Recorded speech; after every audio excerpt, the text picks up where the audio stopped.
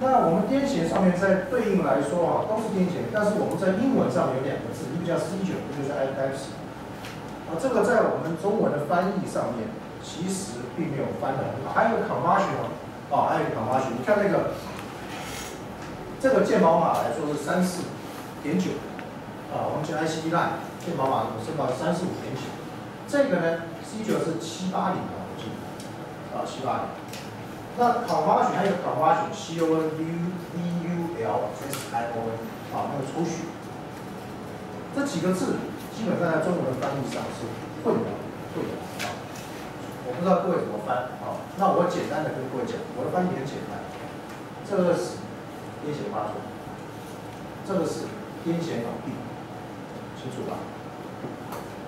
我先讲为什么叫癫痫发作，任何一次，那 C9 跟convulsion在定义上面来说并没有分得很清楚，都是780这780、780.9。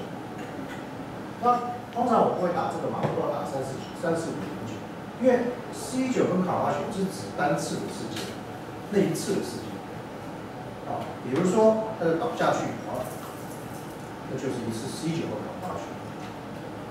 但是呢 epilepsy 就不一样。epilepsy 的定义来说，它必须有反复的 C9 发作，就大于等于2次，而且它的原因是来自于脑部有个这个电路有一个问题，脑部的电路有问题，所以我把它翻到癫痫脑病，它这脑子真的是有病。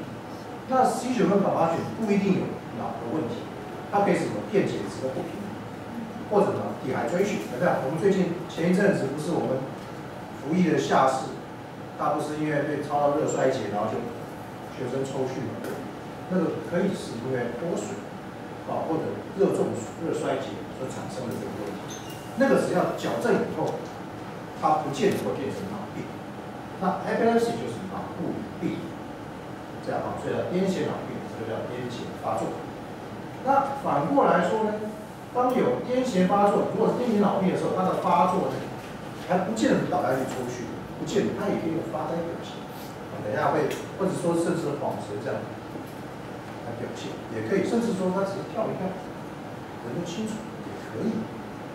所以这两个字的话，就是对各位前辈、各位同仁报告，就是说，那癫痫脑病，那癫痫脑病怎么样去定义它呢？其实最简单就是说是它在脑电路就一级发觉电路一级不整律，这就好像心电图要怎么样，心律不整是怎么样？有 EKG 心电图发觉有心律有电律不整，叫做癫痫。癫痫脑病就是脑部的电路不整，某个角度来说就是这样。那心律不整是用 EKG 心电图来诊断，脑律不整癫痫脑病就是用 EEG 作为最主要的，就是脑电作为最主要的诊断工具。所以我们单次，我想各位单位里面、各位的诊所、院所里面一定会有大部分应该有 EKG 的。你做单次的2分钟就做出来，对不对？我们单次的门诊脑电图呢，大约做30-40分钟，但是我们有听过24小时EKG吧，对不对？那因为你心律不整的时候，它可能不见在那2分钟、那5分钟无法抓到，所以有24小时的 EKG， 就说order， 对不对？那个是要到医院去装设，然后拆下来以后去解读判定。一样，我们在诊断癫痫脑病的时候，也有24小时的脑电。因为什么时候会不整律不知道，所以去看一样有20，所以这个概念是跟心律不整是一样的。那单次发作就叫 C9， 那 S 就是反复发作，那或者叫convulsion，当然convulsion就很单纯，就是脑袋去抽搐这个样子。所以这个是在定义上面大家要了解。但是在我看诊的时候，我大部分打35.9，为什么？因为单次发作可以不用治。它是暂时性的这个失调电路不稳，它可以不用治。反复性发作就必须要治疗。那所以 epilepsy 必须要治疗。C9 只要它度过了，没有危害到生命，那就过去，一次是可以原谅的。这大家跟大家报告那当然说，如果说这一次很长，那会危害生命，比如说5分钟以上，甚至10分钟以上，它会一次很长会危害生命。所以 C9 最大的问题是什么？终止 C9 发作。对单次来说，它只要不太长，它自己停了没有关系。它如果没有停，我们要终止它的发作。我们有一个字叫做 abort， 就是人工流产 ，abort。在疼痛治疗，我们也是有概念，也是 abort， 终止它这个疼痛也是有脑部回路的部分，所以叫 abort， 要终止它这个发作。它只要没有危害生命就可以。但是癫痫脑病的话，就需要长期去治疗。为什么？因为它会再发。再发的时候，单次发作如果长的话，会怕危害生命，会造成社会的融入的困难。甚至说是发的很多的话，会造成学习、生活上面的障碍。所以癫痫脑病是必须要治疗，至少在我们这个社会，到我们这个社会是必须要治疗。那说家人不要治疗，他的事，那是他自己的选择啊，不能勉强。但是癫痫脑病是选择，单次发作是可以没有治疗，他只要把当时的情况终止，那个情境，假设他是脱水，假设他是过热中暑，这个情况逆转。反转，那就可以。但是癫痫脑病就必须要治疗，用什么治疗？其实大家都知道，最常用的懒人停、分离痛癫能停癫能停。其实癫能停不是第一个癫痫药物，第一个癫痫药物是叫卢米纳，叫发明的叫卢米纳卢米纳1940年代以前只有一个药物，就是卢米纳那大家常讲了，那真的麻令呢？打的是贝子呢？来自那它不是真正的调整这个电力，它只是终止型的药物，所以大家知道啊。所以它是 abort 终止 C9 发作的药物，因为它把所有红都压掉。那我们 anti-epileptic 抗癫痫药物是 anti-epilepsy 药物，它的目的是让它不容易发，但是不要全部压掉。打是命打了，它虽然不发作，就躺在那睡。那这个是全部终止掉，所以它正常功能不丧失掉。那真正的 anti-epilepsy 的药物，就是说不要让它变成躺在那边没有这个做人的这个活动的机能，但是又让它不容易发作，叫 anti-epilepsy 药。所以一个是终止，一个是要抗 epilepsy， 这是不一样。对。那卢米呢的话，它是第一个。1940年代开始有懒人停，我想这个目前还是大家用。那后来没想到中国电动等等，现在事实上我们台湾有10几种这种这些药物。那控制终止型就是麻令、EZD 这类的药物，事实上现在也用的少。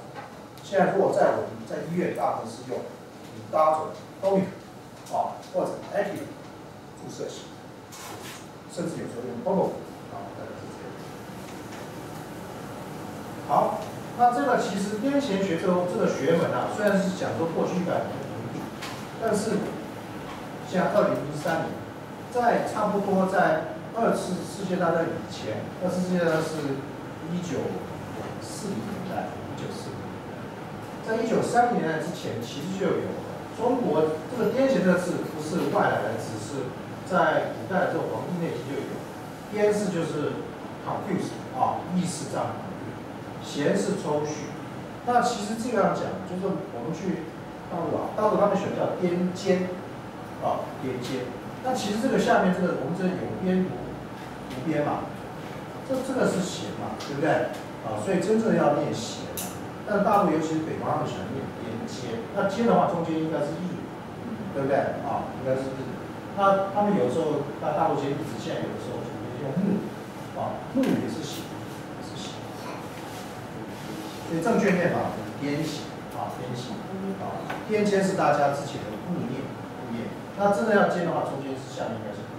那痫是代表抽搐那个症状，癫是代表意识不清楚这两个不会有病。那其实，在印度的话，也是在3000年前就是有就是说是这个也有描述这种病。其实，在罗马最令人惊讶，就是2000年前BC 就是在这个是公元前。就是盖尔就提出是癫痫是脑部生病所致，厉害，就是罗马的时候就提到。我想是为什么？因为其实我们西方医学最主要是源自于希腊罗马，因为我们我想大家对这个中医稍微了解，在我们中医或者东方医学里面啊，没有脑子的这个想法，他们认为神是从哪里？是从心来，对不对？对不对？你心里想什么？我们讲普通话讲国语，就是你心里想什么？没人讲你脑子里想什么，我们口语都是心里想什么。所以在我们东方的这个医学的概念里面，都是心啊，那五大系统，肝、心、脾、肺、肾，哪有脑？没有啊。那如果对应五行木、火、土、金、水啊，我来对中医还稍微学过啊，肝、心、脾、肺、肾、木、火、土、金、水，哎，算来算去，脑子在哪里？它没有，就是那只有怎样？只有讲气，气就是神经回路在跑的那个表现，所以它针灸是在调节它的气场。但是到底归哪里？有一部分就归到肾系啊，肾经，就是通常来说，就比如说脑，就是比如说有肾比较肾虚啊，睡不好啊，对不对啊？那如果说有一部分是归到肝经、肝系啊，比如容易酸痛啊这些东西，所以东方医学是没有这个，比较没有脑子这个神经系统的概念，这个独立出来系统的概念。那倒是我们西方医学从希腊罗马的时候就有比较有脑子这个。那我们世界上这个癫痫有一个国际组织叫做 International League Against Epilepsy 国际抗癫痫联盟，这个是在上个世纪初超过100年历史了，1909年就有这个组织出现。所以说，这个在西方医学来说是很早成立的一个医学会，是很早成立的医学会，甚至早于什么？早于我们有 CT， 早于我们有脑电脑就有了，所以这有超过100年以上，缩写叫 ILAE 那我本身也是这个国际医学会的会员，因为我们台湾的会员也是这个学会的会员。那他在这个大家有兴趣去看看，他最高的这个目标是什么？就是这个 first goal， 那 golden 是我加的first goal 是什么？就是它最高第一个目标是什么？它是要提供这个癫痫脑病的这个治疗，而且要达到C19就每次癫痫发作不发作，而且没有任何side effect，所以我就加了 golden 就做不到的意思，对不对？黄金准则就是做不到，目前做不到那红色就是我们可以实际做得到，就是说是我们治疗癫痫脑病的治疗怎么样？是控制癫痫的发作，那有比较少的side effect副作用，而且呢减少因为癫痫脑病所制造的 comorbidity 这要跟大家说一下 ，comorbidity 在我们最近这个10年来说非常被提起，比如说是什么 comorbidity， 就这个共病症，比如说你高血压会有什么comorbidity？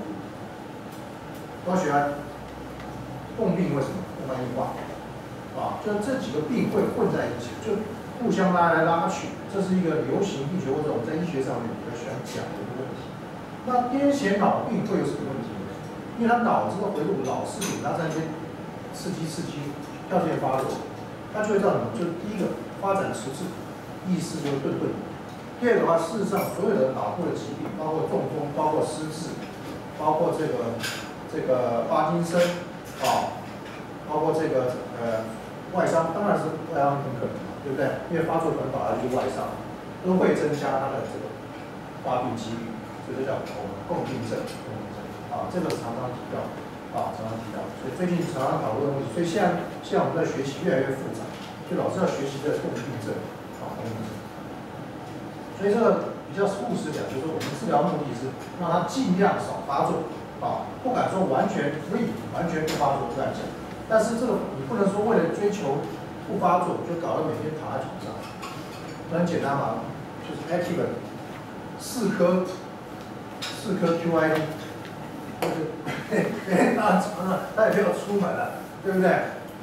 那我不知道各位单位里面是1颗 active 有多少，我那边是0.5，我也看过那active 也有2 milligram， 对不对？1颗2 milligram，你可以给他这个两边一罐 QID 看看，就每天躺在床上，它不发作，但是也没有用啊，对不对？所以我们讲一个闲话，就是我们身心科就心理科医师，他们戒酒的时候，蛮喜欢给他 IP。我说那当每天躺在床上昏昏沉沉，那不跟喝酒结果是一样的，啊，对不对？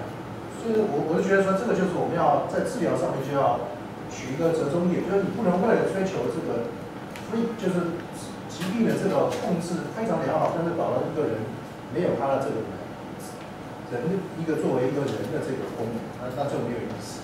所以这个中间也要取一个折中点。有的时候你可以容忍他少量的发作，但是他可以去怎么样？他可以参与人群，可以跟大家一起互动啊，能够年轻的时候就学的时候可以上学，然后这个将来可以做个工作，这样他作为一个这个人才会有他的意义，但是他有乐趣。不然你每天躺在家里就是吃饭睡觉看电视，这样其实也很闷，对不对？啊，也是很闷。所以这个是我们世界癫痫联盟，那台湾有个癫痫学会啊，那这个是指我们从业人员参加的，包括医护、包括社工是参加这个。它另外还有一个叫做这个 International Bureau of Epilepsy 啊 IBE 啊，那个是什么？那个就是病友会啊，国际癫痫局啊 Bureau， 那就是相对于来我们在国内就是叫癫痫病友会，那是另外一个，就是通常我们会合在一起。通常会议的时候，通常会合在一起，尤其国际会议的，拿这个病友会跟这个专业人员的这个从事这个研讨的时候合在一起。这在癫痫学界是一个比较特别的现象，在其他科别的学会比较少见。那病友会主要就是这个社工，还有病友自发的这个组织啊，自发组织。那真正刚才讲那个学术上面是从1909年开始，但是真正开始有一个科学化的这个验证，也就是我们说的脑电图啊，从什么时候开始？从1929，第一个1929的，那他是这个 Hans Berger 这个人，他不是神经学家，他是精神学。不过这个我想各位比较这个前辈就了解。其实，在这个我记得这个差不多在1960年代以前啊，其实这个神经学是不分的，神经精神是不分的啊。到1970年以后才分出来。所以在早期的时候，神经跟精神啊是不分的，因为就是我们讲说 brain science 研究脑科学，像脑科学的分支就很多啦，包括行为就是心理行为，包括精神医学，包括心理学啊，行为心理学，然后还有这个临床的话，医学的就是神经内科、神经外科，神经放射啊，还有基础的一些研究，所以它现在分支就很多了。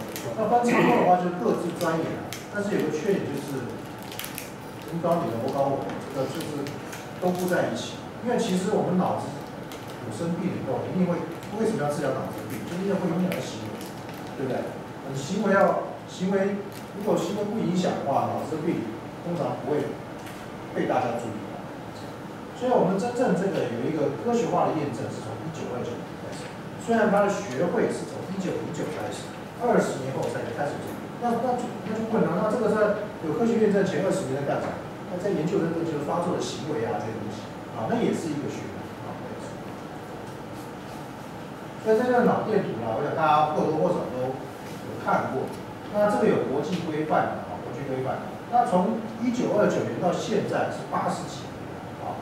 那我们这80几年随着人类科技的进展，有什么样？就说它标准，它最早的时候脑电图啊，只能做几个 channel， 就是几个地方。那现在的话，在国际标准上是做16到20个头上贴20个头啊，标准是不像国际标准这样。但是可不可以做到256个？可以。因为我们现在有数位化啊，现在数位化的极限在头上可以贴多少？256个。你目前的这个科技，不是贴几个的问题，而是说你记录以后，电脑跑起来它受得了受不了啊？你要贴600个也可以，但是如果你跑进去呢，它的数位化，它电脑吃不消啊，它没办法一下储存记忆那么多东西。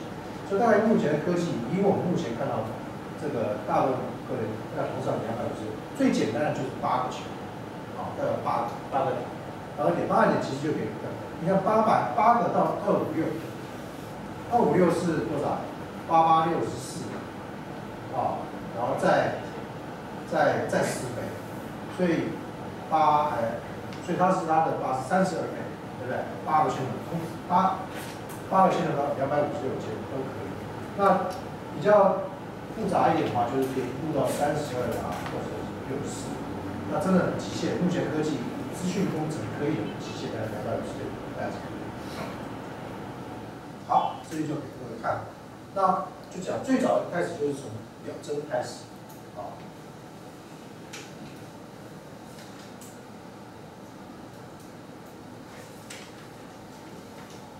这样子很奇怪，对吧？